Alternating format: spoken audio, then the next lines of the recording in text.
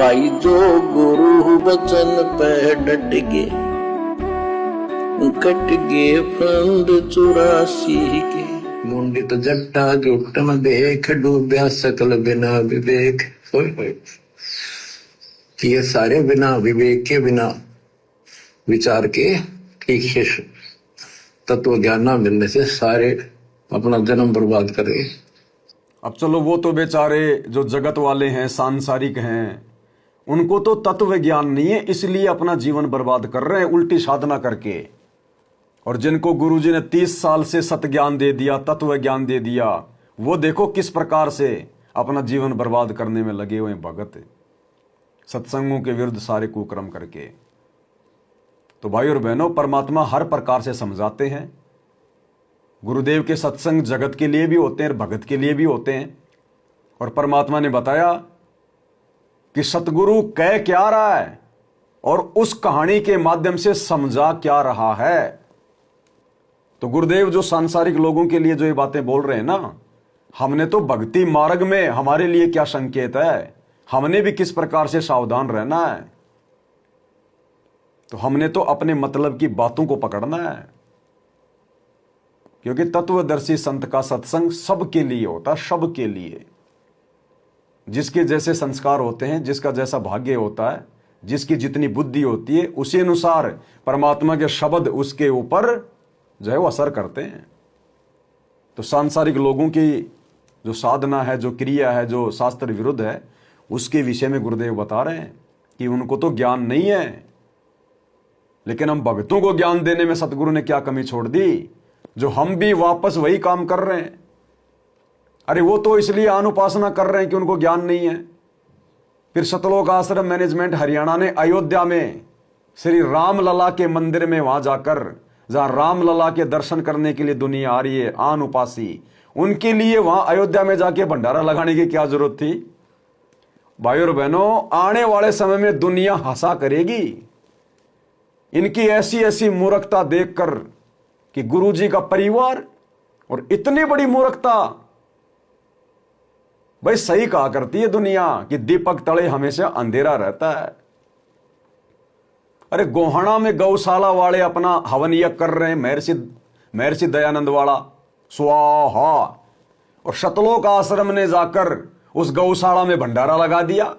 लोग आशा करेंगे भाई और बहनों कि इन मूर्खों को छोटी सी चीज समझ में नहीं आई अपने गुरुजी की 30 साल में। इनको गुरुजी क्या खाक समझ में आए होंगे, क्या हमारे पूर्वजों का खाक मोक्ष हुआ होगा।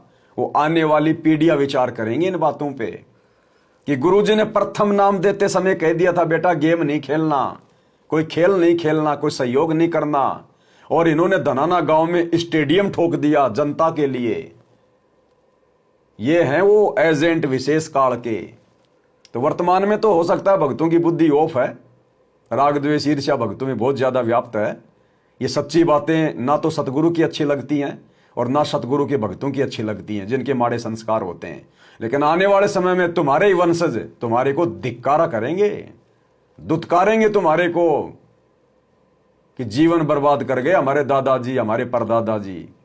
ये हाल हो जाएगा अंत में। तत्व ज्ञान ना मिलने से सारे अपना जन्म बर्बाद कर रहे हैं। विरक्त उदासी ऐन माया लाग मीठी सेन, बागंबरिया उपंबर ऊट सोतो, बंधे तुम के बूट, गुदरिया बने वो रंग बिसरते, बिचरे फिरत हैं बिनंग, पुस्तक पति लंगे फिरे। और कुछ साधु संत बनकर सुंदर कपड़े लाल गाड़ के चलो, अलोनिया खात है नहीं लोन दीजे पीठ करती गौन।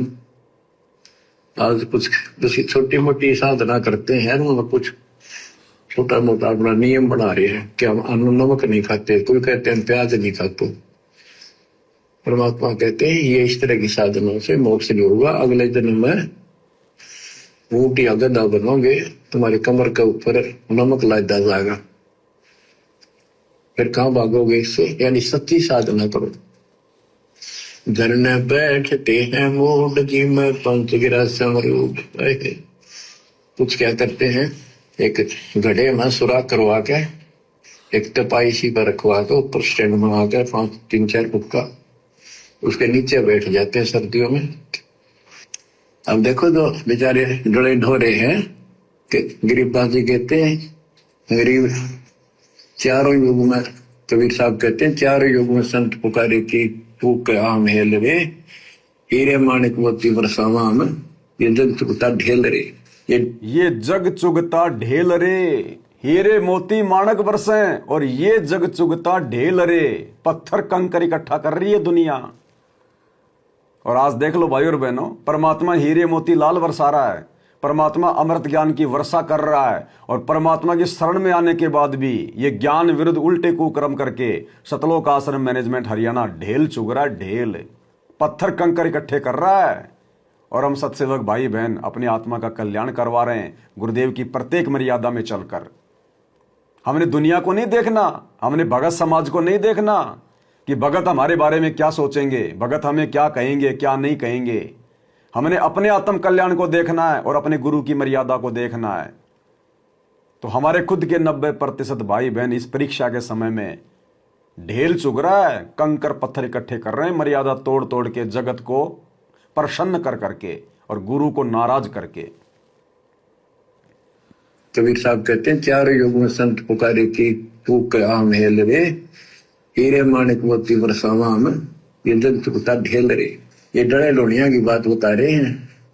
एक है गुफादारी शब्द, सो तो पड़ जम के फंद, टूटी चर मांगते है चून, जन्म में बीज बोया गुण, अर्पण करें बहुत आचार, पोथी लिए खर का बार, चीन्या नहीं रमता राम, कुटन बह मुए बेकाम, अगत आप है लोलीन, खोजी खोज कर यकीन, पर मुद्रा एक कान, योगी योग का नहीं ध्यान, कनपटिया कलंदर कूर, अवगत महल साहेब दूर, भरमी भरम की बाजी, कबूले पंडिता का जी। होय होय, ये सारे भूल रहे हैं पंडित और का जी। सन्यासी उदासी जान पाया नहीं सतगुरु ज्ञान। होय होय, इनको जितने भी सन्यासी हैं, उदासी हैं, सट दर्शनी हैं, इनको सतगुरु का ज्ञान प्राप्त नहीं हुआ, इसलिए भक्ति भी कर रहे हैं, तड़प भी रहे हैं, मार्ग ठीक नहीं मिला। और बच्चों, आपके ऊपर कैसी कृपा कर दी, आप इतनी अच्छी आत्मा हो, मैं वर्णन नहीं कर सकता। क्या कह रहे हैं परमात्मा कि बच्चों आपके ऊपर कैसी दया कर दी परमात्मा ने, आप इतनी अच्छी आत्मा हो, मैं आपका वर्णन नहीं कर सकता। अरे वर्णन तो एक जीव अपने भगवान का नहीं कर सकता, उसकी महिमा का नहीं कर सकता, उसके उपकार का नहीं कर सकता। इसके बावजूद गुरुजी आप और हम जैसे 2 कोटि के जीव के लिए इस प्रकार के शब्दों का प्रयोग कर रहे हैं। किनके लिए? हम सत्सेवकों के लिए, ना कि सतलोक आश्रम मैनेजमेंट हरियाणा से जुड़े हुए भाई बहनों के लिए।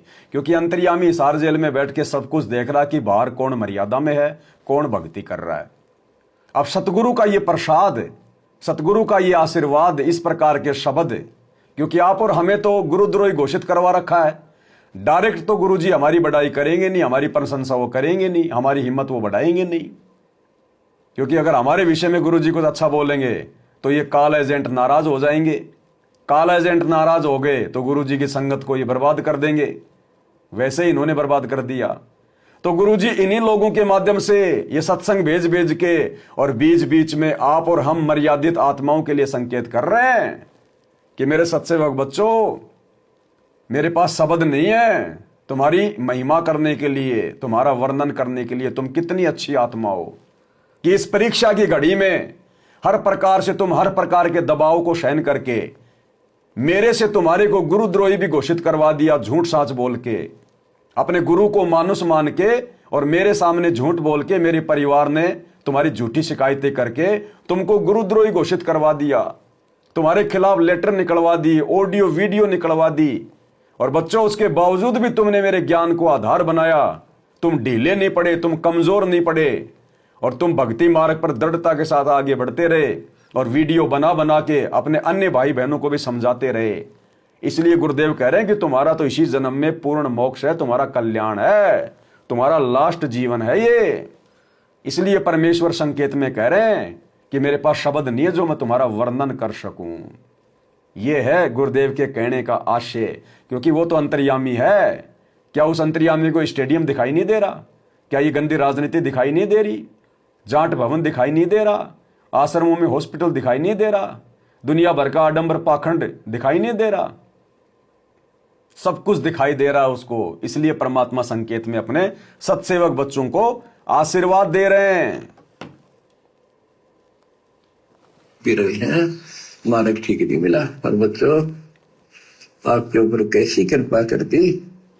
आप इतनी अच्छी आत्मा हो, मैं वर्णन नहीं कर सकता। कोई शब्द नहीं, कोई कहां से शुरू करूं, कहां की आपकी महिमा खत्म करूं। पर तुम बालक हो, बहुत भटक लिए, बहुत उठा लिए इस गंदे लोक में। आप निकलो इससे। आज जन्म होया, फिर मर गए। तो बच्चों, आपकी किस्मत की तुलना यदि मैं आज ब्रह्मा विष्णु महेश से करूं तो वो कमजोर है। जो गुरु वचन पे डट गे, कट गे फंद 84 के, कट गे फंद 84 के, कट गे फंद 84 के। भाई जो गुरु वचन पे डट गे, कट गे फंद 84 के, कट गे फंद 84 के, कट गे फंद 84 के। भाई जो गुरु वचन पे डट गे,